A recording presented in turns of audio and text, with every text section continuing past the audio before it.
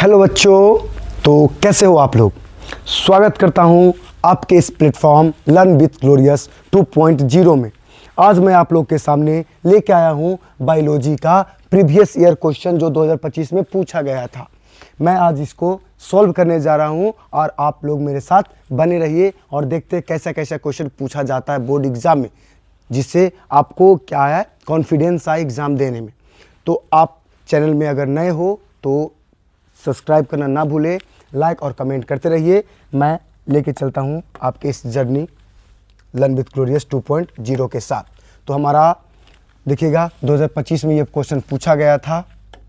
Section A में अगर हम जाते हैं तो सेक्शन ए में देखिएगा, सेक्शन ए में जो क्वेश्चन पूछा जाता है वो वस्तुनिष्ठ होता है, ऑब्जेक्टिव टाइप क्वेश्चन होता है, जो 1 से 70 तक क्या होता है आपका ऑब्जेक्टिव क्वेश्चन होता है। और 70 गो में आपको 35 का जवाब देना होता है। 70 गो में 35 का जवाब देना होता है। तो देते हैं जवाब 35 को, हमको कंपलसरी 35 में 35 नंबर लाना है। अर्थात हमको बायोलॉजी में क्या करना है, 90 प्लस को अचीव करना है। 90 प्लस को अचीव करना है। 30 नंबर आपका मिलेगा प्रैक्टिकल में, कितना भी कम तो 28 नंबर आपका प्रैक्टिकल में आ जाएगा। तो आपको नंबर लाना है 70 नंबर में। 70 नंबर में आपको लाना है कितना नंबर होगा, कम से कम तो 60 नंबर। ठीक, तो स्टार्ट करते हैं। निम्नलिखित में किसके द्वारा गन्ने की बुआई की जाती है। तो जो ईख होता है, ईख जो होता है बउआ, उसका बुआई किया जाता है उसका तना द्वारा। तना को हम क्या करते हैं, काट देते हैं और क्या करते हैं, ज़मीन में क्या करते हैं, उसके तना को लगा देते हैं। तो अर्थात क्या हो जाएगा, तना के टुकड़ा हो जाएगा। चलते हैं अगला क्वेश्चन। अगला क्वेश्चन में पूछा गया निम्नलिखित में कौन SO2 के प्रदूषण से प्रभावित होता है। बोल रहा है SO2। SO2 प्रदूषण का सूचक होता है लाइकेन।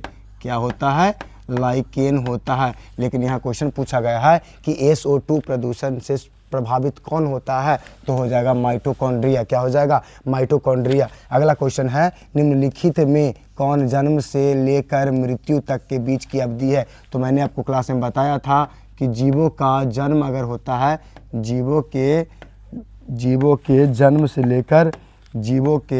से लेकर उसके मृत्यु तक के बीच का काल अर्थात समय, उसको कहते हैं जीवन काल कहते हैं। क्या कहते हैं, जीवन काल कहते हैं, लाइफ स्पैन कहते हैं। क्या कहते हैं, जीवन काल कहते हैं। क्या कहते हैं, जीवन काल कहते हैं। अगला क्वेश्चन है निम्नलिखित में किस हार्मोन के द्वारा सटोली कोशिका का नियंत्रण होता है। सटोली कोशिका का नियंत्रण होता है, तो सटोली कोशिका का नियंत्रण होता है FSH द्वारा। किसके द्वारा, FSH, फॉलिकल स्टिमुलेटिंग हार्मोन द्वारा होता है। सटोली कोशिका का नियंत्रण होता है फॉलिकल स्टिमुलेटिंग हार्मोन द्वारा। अगला क्वेश्चन चलते हैं। अगला क्वेश्चन पूछा गया है निम्नलिखित में कौन प्लासेंटा से अपरा से गुजर नहीं सकता है। तो जो प्लासेंटा होता है बच्चों लोग, प्लासेंटा करता है बच्चा में, बेबी में नरिशमेंट का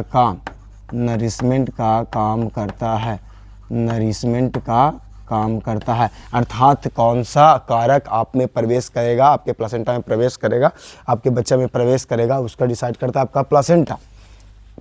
जैसे अगर माँ खा रही है दूध, तो दूध जाएगा या नहीं उसका डिसाइड करेगा प्लासेंटा।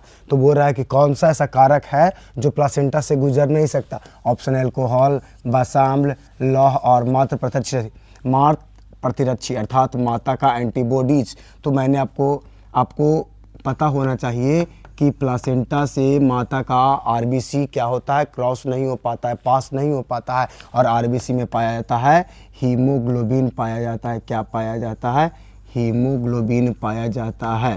हीमोग्लोबिन पाया था। और हेम का मतलब मैंने बताया था आयरन होता है। क्या होता है, आयरन होता है।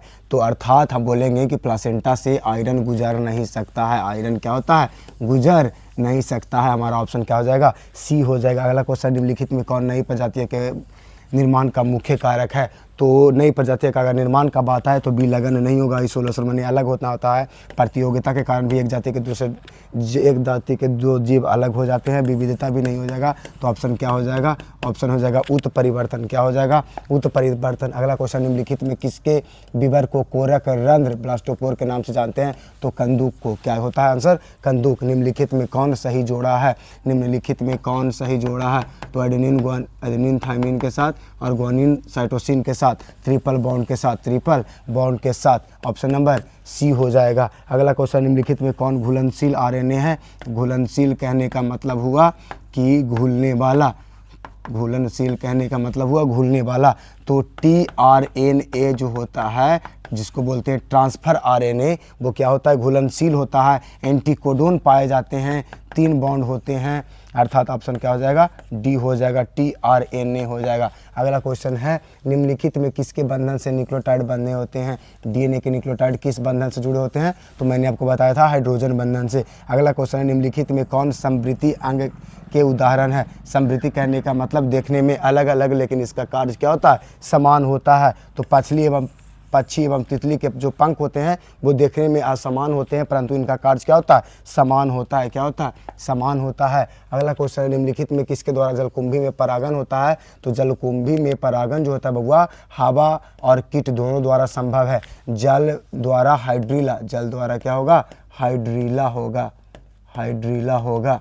तो कीट और हवा दोनों होगा, अर्थात बी और सी राइट आंसर हो जाएगा। बी और सी क्या हो जाएगा, राइट आंसर हो जाएगा। अगला क्वेश्चन, निम्नलिखित में किसमें नर एवं मादा पुष्प एक ही पौधे में पाए जाते हैं। बोला ऐसा कौन सा पुष्प है जिसमें नर भाग तथा मादा भाग दोनों एक ही पुष्प में पाए जाते हैं, तो खीरा।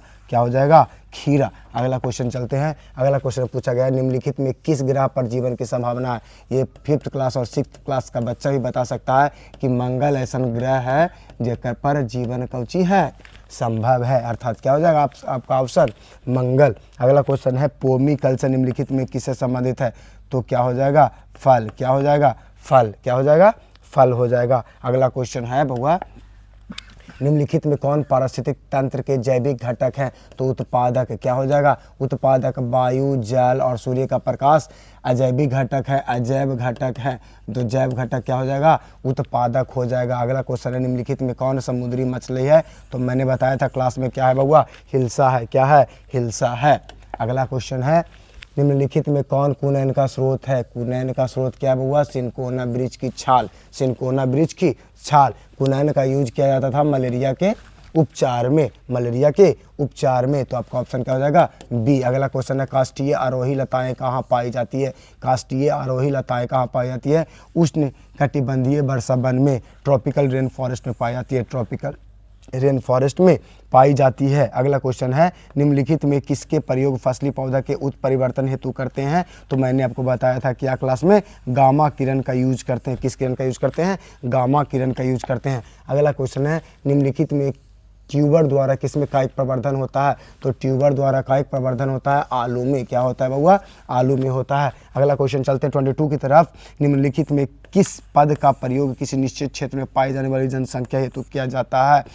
किसका किया जाता है बउआ, स्थानीय का किया जाता है। किसका किया जाता है, स्थानीय का। Option number B. अगला क्वेश्चन है, निम्नलिखित में कौन सा प्रभाविता में F2 संतति के प्रारूपिक को दर्शाता है। ऑप्शन क्या हो जाएगा, 1:2:1, 1:2:1। अगला क्वेश्चन है, निम्नलिखित में कौन डीएनए द्वारा आरएनए के निर्माण में सम्मिलित है। तो मैंने क्लास में बताया था कि डीएनए से आरएनए बनने की प्रक्रिया को कहते हैं ट्रांसक्रिप्शन। क्या कहते हैं, ट्रांसक्रिप्शन। और आरएनए से प्रोटीन संश्लेषण होने की क्रिया को क्या कहते हैं, ट्रांसलेशन कहते हैं, ट्रांसलेशन कहते हैं। तो आपका ऑप्शन क्या हो जाएगा, ट्रांसलेशन हो जाएगा। सॉरी क्या हो जाएगा, ट्रांसक्रिप्शन हो जाएगा। डीएनए से आरएनए बनने की प्रक्रिया को क्या कहते हैं, ट्रांसक्रिप्शन कहते हैं। क्या कहते हैं, ट्रांसक्रिप्शन कहते हैं। डीएनए से एमआरएनए बनने की प्रक्रिया को क्या कहते हैं, ट्रांसक्रिप्शन कहते हैं। अगला क्वेश्चन है, निम्नलिखित में कौन मलेरिया का रोगजनक है। तो मलेरिया एक प्रोटोजुआ द्वारा होता था, जो क्या है बाबा, प्लाज्मोडियम। क्या होता है, प्लाज्मोडियम होता है। अगला क्वेश्चन, निम्नलिखित में किसके द्वारा सर्वाधिक सौर ऊर्जा का अवशोषण होता है। तो सौर ऊर्जा का अवशोषण कौन कर सकता है, पेड़ पौधे कर सकता है। तो पौधारोपण घास उगाकर, फसल उगाकर, शैवाल उगाकर। तो आप ज़्यादा मात्रा में किसको उगा सकते हैं? फसल उगा सकते हैं, और जितना फसल उगाइएगा उतना सूरज का क्या करेगा? सौर ऊर्जा का अवशोषण करेगा। हमारा अगला क्वेश्चन क्या है? निम्नलिखित में कौन सा तत्व क्लोरोफिल के पॉरफिरिन ब्लय में पाया जाता है? तो मैग्नीशियम। क्या होता है बउआ?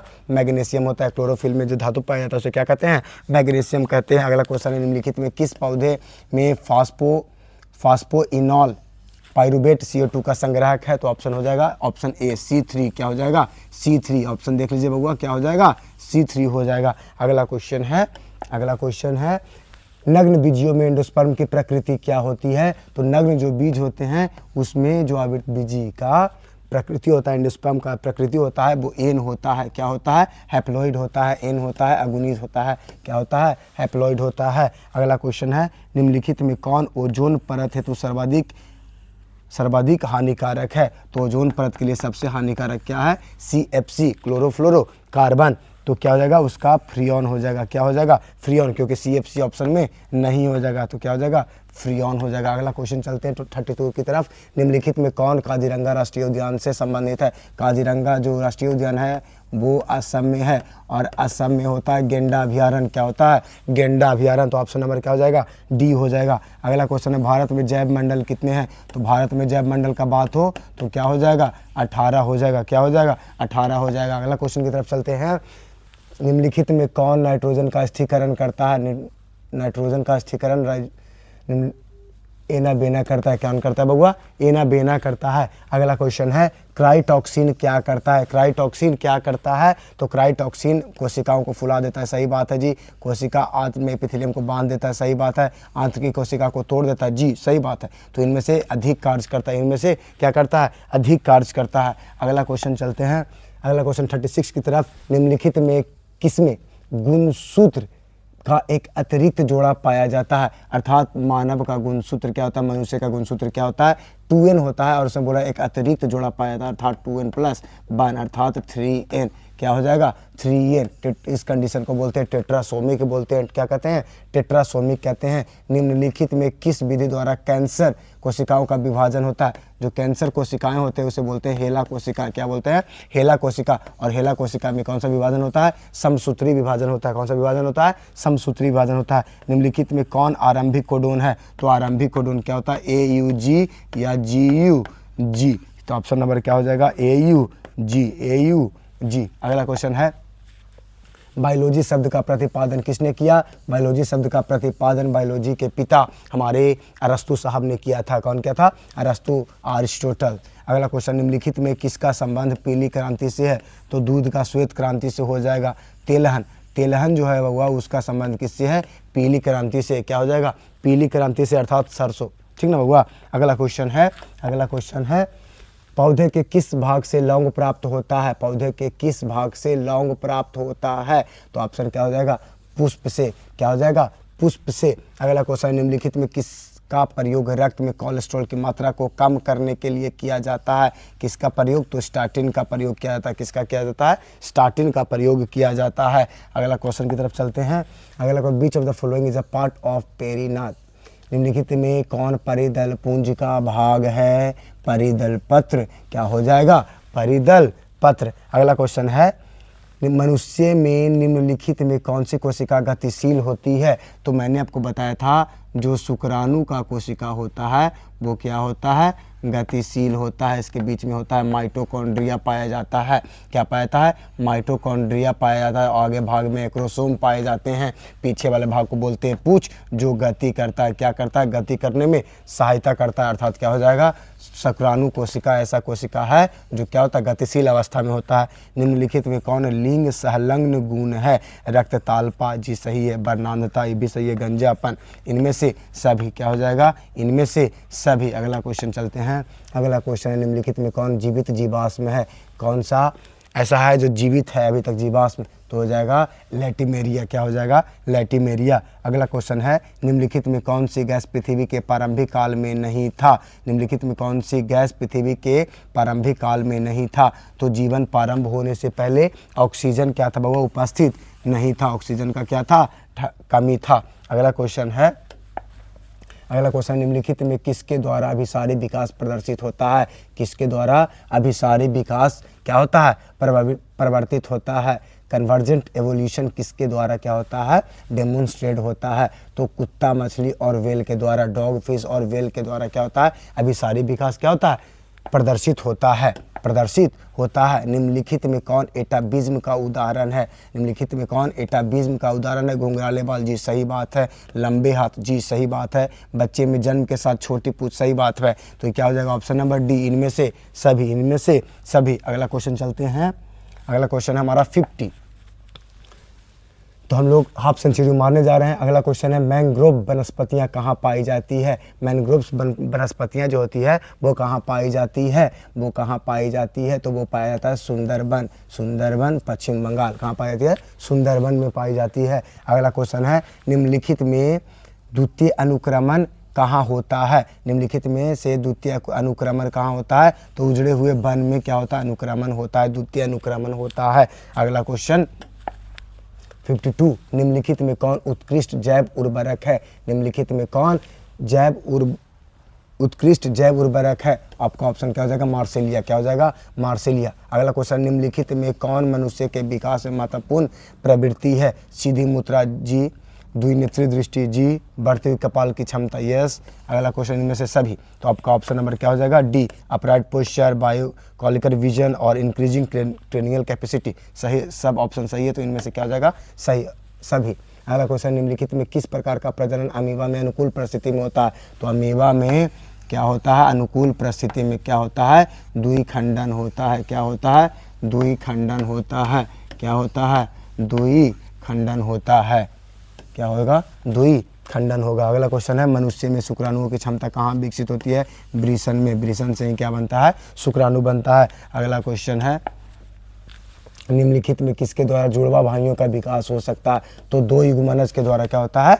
जुड़वा भाई का विकास हो सकता है। अगला क्वेश्चन है, निम्नलिखित में किसके द्वारा विकासशील शुक्राणु पोषण प्राप्त करते हैं? तो शुक्राणु जो पोषण प्राप्त करते हैं वो सटोली कोशिका, और सटोली कोशिका देता है वृषण को, और वृषण देता है शुक्राणु को। अगला क्वेश्चन है,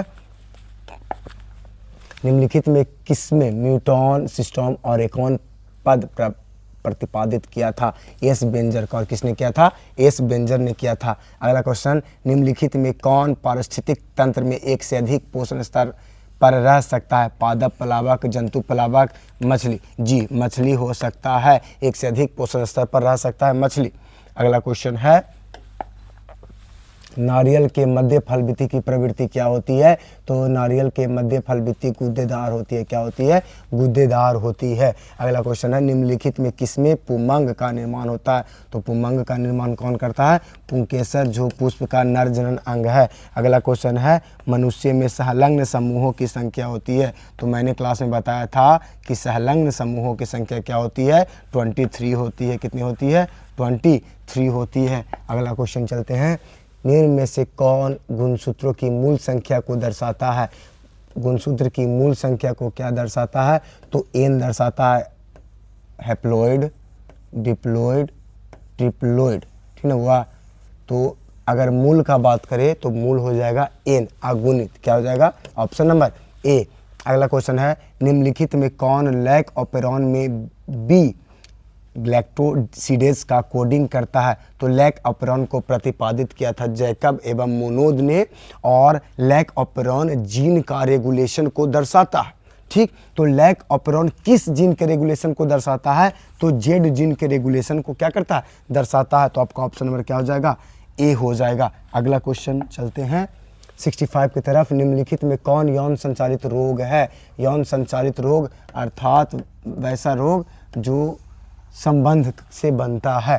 तो सिफिलिस और गोनोरिया, ये दोनों ऐसे रोग हैं जो क्या होता है? एसटीडी के द्वारा फैलते हैं, सेक्सुअली ट्रांसमिटेड डिजीज हैं।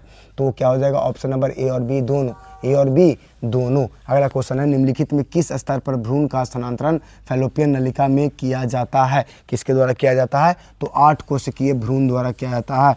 8 सेल्ड एम्ब्रॉय द्वारा किया जाता है। क्या हो जाएगा? 8 कोशिकीय भ्रूण द्वारा फैलोपियन नालिका में क्या होता है? भ्रूण का स्थानांतरण किया जाता है। अगला क्वेश्चन चलते हैं। अगला क्वेश्चन 67, निम्नलिखित में कौन मानव जनसंख्या का वैज्ञानिक अध्ययन को दर्शाता है? जनसांख्यिकी, जनसांख्यिकी, जनसांख्यिकी क्या करता है, डेमोग्राफी जो होता है वो जनसंख्या के वैज्ञानिक स्तर को दर्शाता है। अगला, निम्नलिखित में कौन मनुष्य की त्वचा के रंग कैसे निर्धारित होता है, तो मनुष्य के त्वचा का रंग क्या होता है, एक मात्रात्मक लक्षण है। तो क्या हो जाएगा, मात्रात्मक लक्षण है। क्या हो जाएगा, मात्रात्मक लक्षण। अगला क्वेश्चन है, न्यूरोस्पोरा में 8 एकोस्पोर कैसे बनते हैं। एकोस्पोर कैसे बनते हैं, तो एक अर्धसूत्री होता है और एक समसूत्री होता है, अर्थात एगो मियोसिस और एगो माइटोसिस। अगला क्वेश्चन है, महिला रूपी लक्षण वाले पुरुष को क्या कहते हैं, अर्थात वह पुरुष जिसमें महिला का गुण मौजूद है वैसे पुरुष को क्या कहते हैं, वैसे पुरुष को कहते हैं गाइनोमॉर्फ कहते हैं। क्या कहते हैं, गाइनोमॉर्फ कहते हैं, अर्थात ऑप्शन नंबर क्या हो जाएगा, सी हो जाएगा, गाइनोमॉर्फ। तो हम सब का सफ़र पूरा हुआ, हमने 1 से लेकर 70 क्वेश्चन को डील किया। तो thank you for still watching our video. मिलते हैं कल 2024 क्वेश्चन पेपर के साथ।